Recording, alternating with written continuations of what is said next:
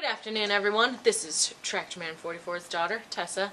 He told me to tell you that I'm his youngest daughter, but there's three of us, right?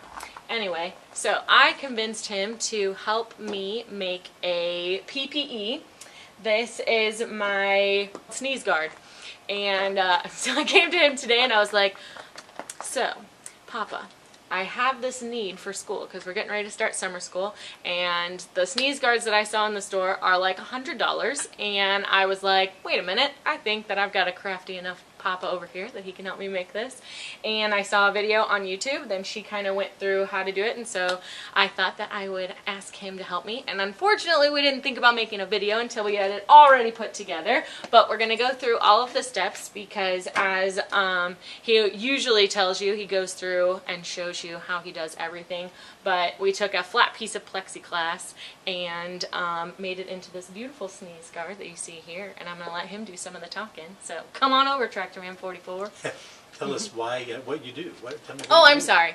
So one of the reasons that I wanted to do this is because I am a speech language pathologist, and there are not very many videos about how to make your own PPE, and since they are really expensive and there are lots of districts out there who are unable to pay for a lot of these things that are really important for protecting SLPs during this time, because I don't know if a lot of you guys know, being a Tractorman viewers, that a speech language pathologist, we get very, very close into people's mouths and faces. And so I am concerned with what we have, the pandemic that we have going on here. I'm a little concerned about, my own health and making sure that I don't bring anything home to my father or any family members that I have at home as well. So I thought that it would be a good idea to have some PPE for me to protect myself at work so that I can get really close to my kiddos and so that they don't have to see me behind a mask the whole entire time. And actually a lot of the times I can't wear a mask because we're working on how our mouth makes different sounds whenever I am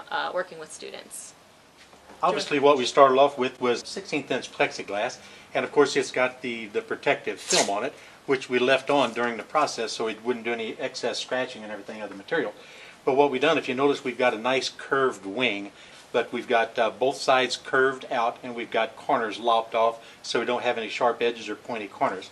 But what we've done in order to get this curvature here is we used a tabletop on my table saw here, and we used a piece of pipe and just literally clamped the pipe right here onto the table saw and then laid the flat plexiglass right over the top. If I can just move this a little bit.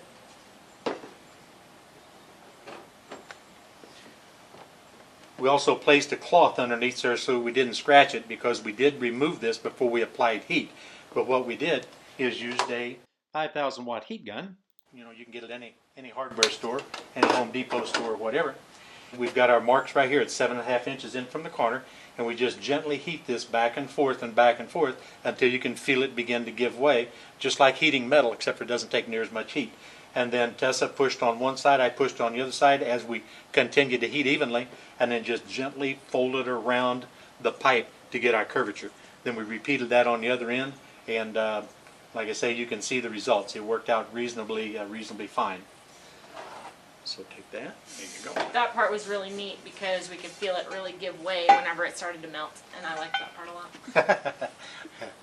And so the very next thing we have to do is come up with a way to make it secure.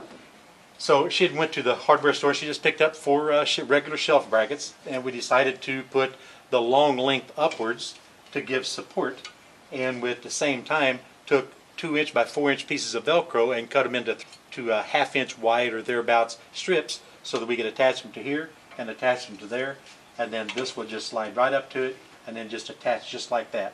And there will be 4 of these opposing each other, and you can see that it won't blow over very, very easily. Okay.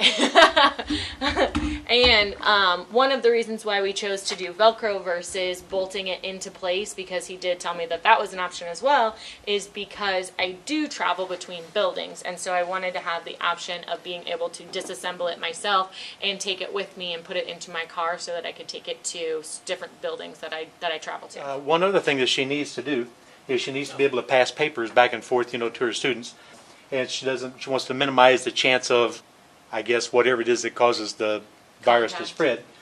So what we're going to do is go ahead and cut us a little notch into the bottom there. And we opted to leave this protective film on now so that it's opaque so you can actually see what it is we're doing, but also to protect everything until we get done with the project. Then we'll rip it all off. She can put it in her car and go ahead and take it to school. So, for all you SLPs out there who say, hey, I don't have all of these tools, that's okay too. The reason why we decided to bend it is because my dad always likes making things fancier for me.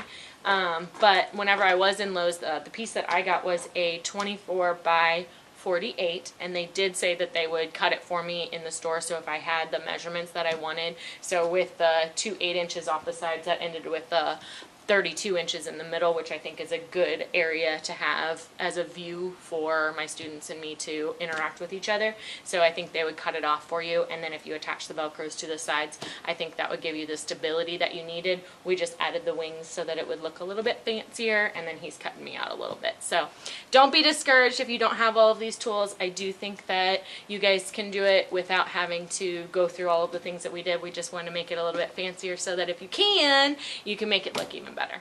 Well, I have Tessa standing behind it so we can actually see it, and we pulled off the protective covering so you can see how clear it is. It actually turned out nice.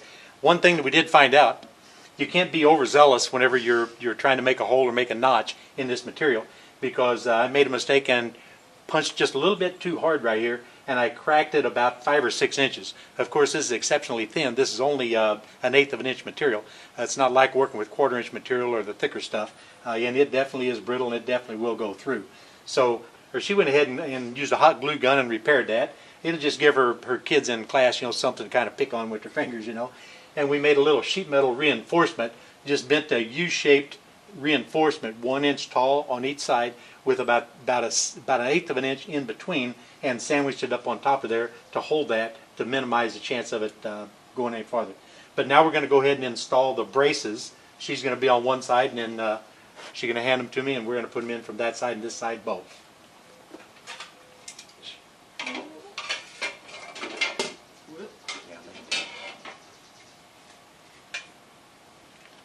Is that this side? Correct. Okay, well, let's start with this side here. So all you do is just line up the Velcro, touch them in place. Oops. That's right.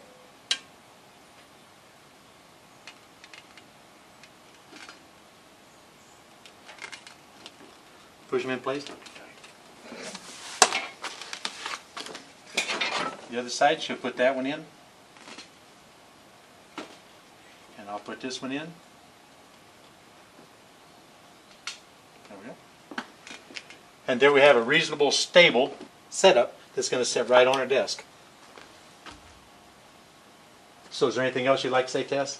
I don't think so. Okay. This is Tractor Man 44, and I'm out of here. Hey, that's funny. Now that we got the thing assembled and completed, we decided to bring it up and put it on the picnic table so that you can get a rough idea of what it's going to be like whenever she's got her students on one side of it and she'll be on the other. You can obviously see the one area there that we made the crack, and once again you do have to be careful whenever you're drilling holes and stuff in this, because it definitely will crack. And if you look at the corners, put your hand up there, Tess, you can see a slight bit of distortion where we heat and make the bends right there, but it's not enough. It's not in your field of vision whenever you're dealing with the students, and we think it's going to be absolutely perfect as far as her application is concerned. And if you'll stick your fingers under there, Tess, there's the opening for her to interact with the students, with the physical contact or pass papers back and forth. And so the whole thing in a nutshell, it's quick, it's simple. It took us about an hour and a half to do it, and if it were not for the single problem we had there in the crack, it would be absolutely perfect. So, it's your turn. I don't have anything more to add. That was beautiful. This is Tractor Man 44's daughter. And we are out of here.